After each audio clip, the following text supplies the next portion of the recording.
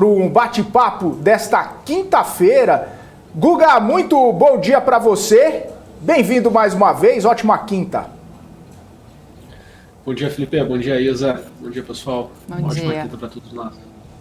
Guga, 9 horas 11 minutos, a gente está a poucos minutos da divulgação da política monetária do Banco Central Europeu, expectativa de elevação de 0,5 ponto percentual, primeira elevação de juros na Europa em 11 anos, principalmente aí por conta de inflação, efeito de guerra, toda aquela situação econômica complicada que está acontecendo na Europa. E os mercados reagindo mistos aí nessa expectativa, né, Guga? Como que você vê essa situação? O que isso pode trazer de consequência para o mercado? Estava até dando uma olhada mesmo aqui no futuro brasileiro, que já está em queda, seguindo algumas tendências internacionais. Como que você está vendo todo esse cenário aí e os impactos que esse aumento de juros na Europa pode trazer para os mercados?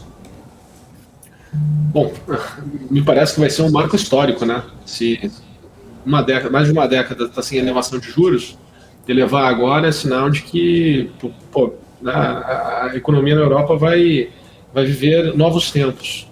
Acho que já está meio que claro isso. Se o mercado reagir positivamente, vamos falar que é porque agora estão fazendo o que deveriam ter feito antes. E o mercado vai começar a enxergar com bons olhos isso.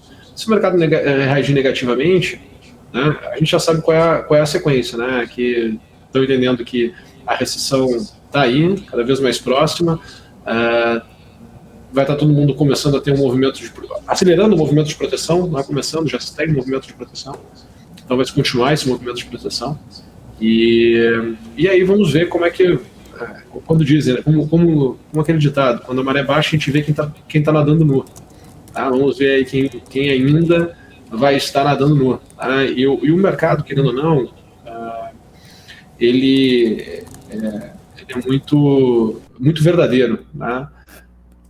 Quem está alinhado com o que o mercado pode entregar está performando positivamente, quem não está alinhado não está performando. Não existe meio termo, né? O resto é tudo só desculpas, palavras ao vento.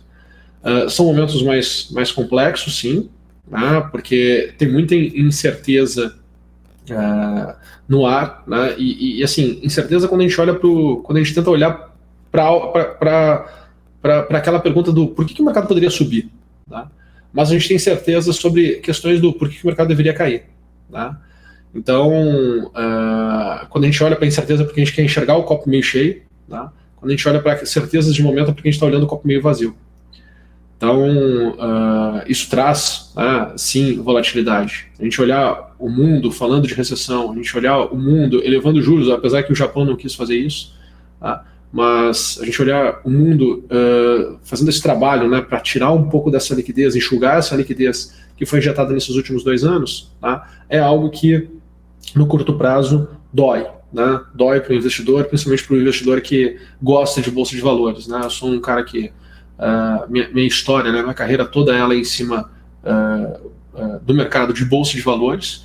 Então, de certa forma, é chato, né? É ruim ver as pessoas falando, pô, bolsa não está legal, está corrigindo, não está performando. E, de fato, por um lado, se tem esse sentimento, por outro lado, tu consegue enxergar que são esses momentos, né, são esses momentos de extrema dor que fazem com que os preços cheguem a patamares de correção, né, e que gerem, de fato, níveis de preço que se tornam verdadeiras oportunidades, né, depois que toda a tempestade passa. Só que a gente ainda está no meio da tempestade. Né, a tempestade ainda não está, ao meu ver, pelo menos, não tem aí sinais de que está passando.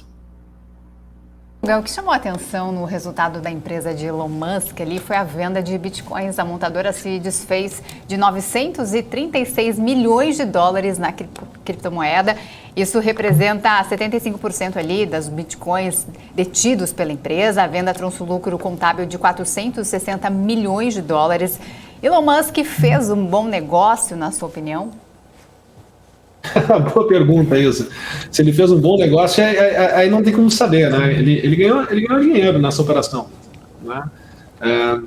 Acho que ele, como tantos outros, né, estão percebendo, eu acho que existe uma grande promessa em relação a esse ecossistema todo de criptoativos, né? Ele vem evoluindo, vem crescendo,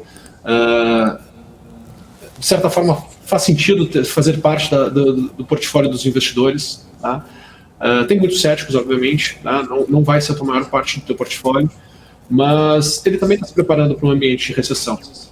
E no ambiente de recessão, tu quer ter um pouco mais de liquidez em cima de algo que é, né, tangível, usado, tu não quer tomar um risco, até porque ter isso também no seu balanço, tá? Se por um acaso, olha só, se por um acaso as coisas de fato virem a piorar, tá, ele vai ser muito questionado, tá, em relação a esse ponto. E isso pode ser, né, um ponto fraco. Então, poxa, tira os pontos fracos, fica mais forte, né, neste momento. Tomara que, vindo uma recessão que seja muito rápida e passageira, mas eu acho que, né, na posição dele, ele tem de fato que se proteger.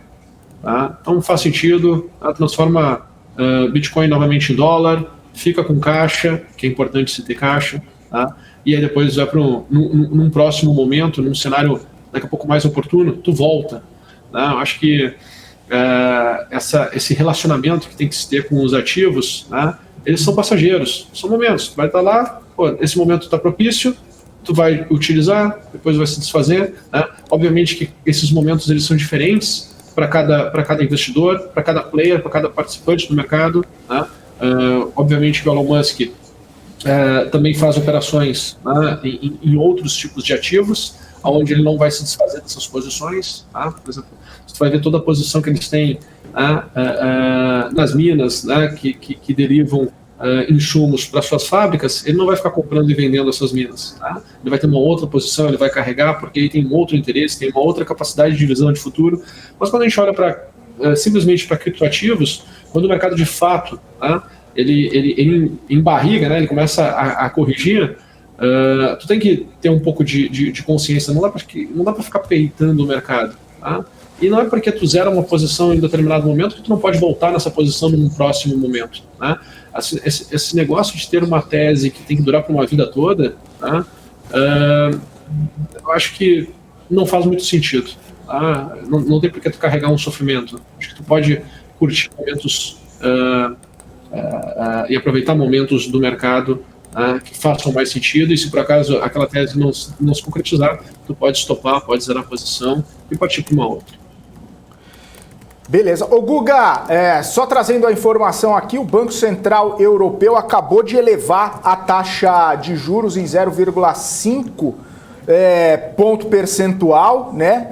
Como a gente estava falando, a primeira elevação de juros em 11 anos, né? É o primeiro aumento desde 2011, e aí já começam a ter alguns reflexos ali nos mercados, né? Porque aí a gente vê as bolsas internacionais nesse movimento ali, principalmente os futuros americanos acabaram caindo um pouco, a Bolsa do Brasil também, o futuro brasileiro caindo um pouco, as bolsas lá na Europa, DAX segue caindo, só a França que sobe, FTSE no Reino Unido cai. E aí a gente fica acompanhando as repercussões, né? O euro subindo nesse momento, depois desse anúncio, né? O euro naquela questão de estar na paridade com o dólar, o euro agora sendo cotado aí a $1,02.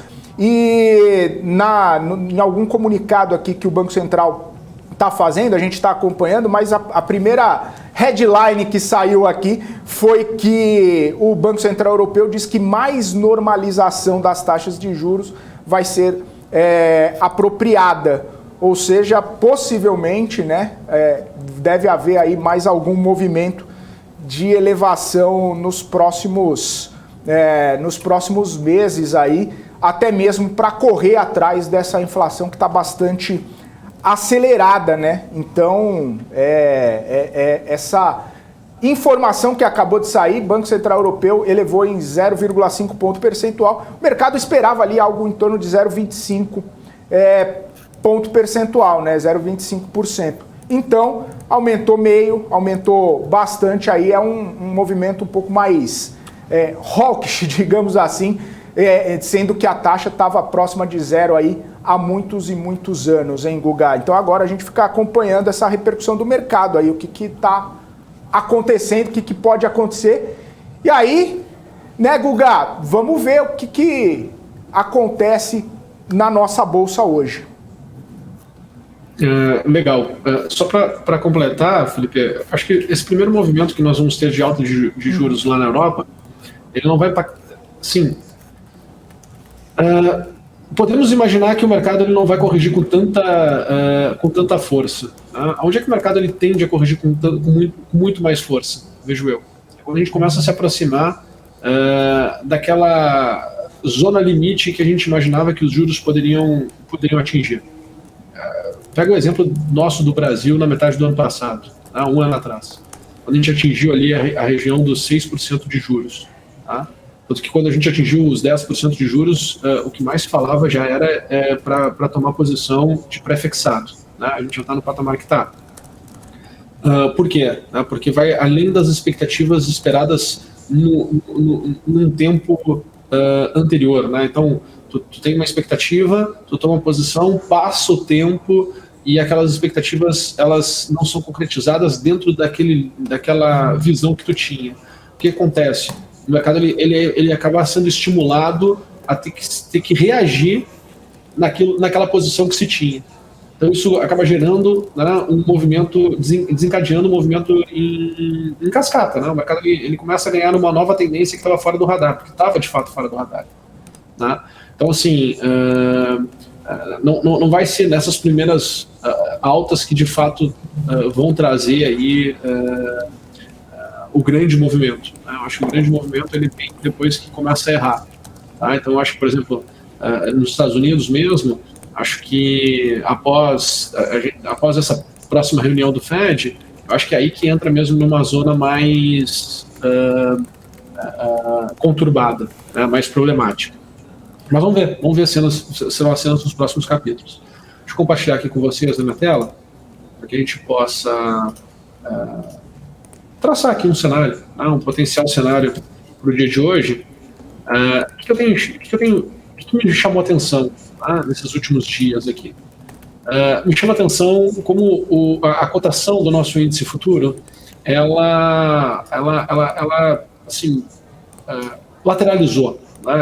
Essa palavra que a gente pode utilizar. Ela lateralizou.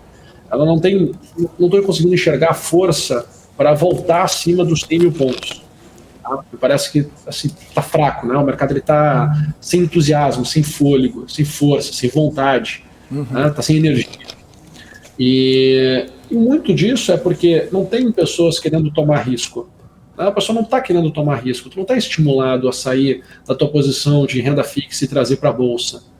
Mesmo que se fale dos múltiplos, mesmo que tu olhe para a questão do lucro das companhias, se está se falando de recessão, os lucros tendem a cair. Se os lucros tendem a cair, os múltiplos vão mudar. É uma questão meio que lógica, A gente tem que olhar, o mercado ele se movimenta, em cima de expectativas. Se a tua expectativa não consegue mostrar um cenário mais positivo, por que o mercado vai tomar risco? Então o mercado ele acaba não tendo força para tomar risco, não tendo força para se manter. Então a gente precisa enxergar isso, Quais são as forças que estão ali na frente e que vão poder trazer uma energia a mais para o mercado conseguir buscar outro patamar de preço. Então quando eu olho para esse cenário, acaba que para que eu consiga fazer uma projeção de alta aqui, eu tenho que escolher muito bem quais são os movimentos que eu vou utilizar como tese.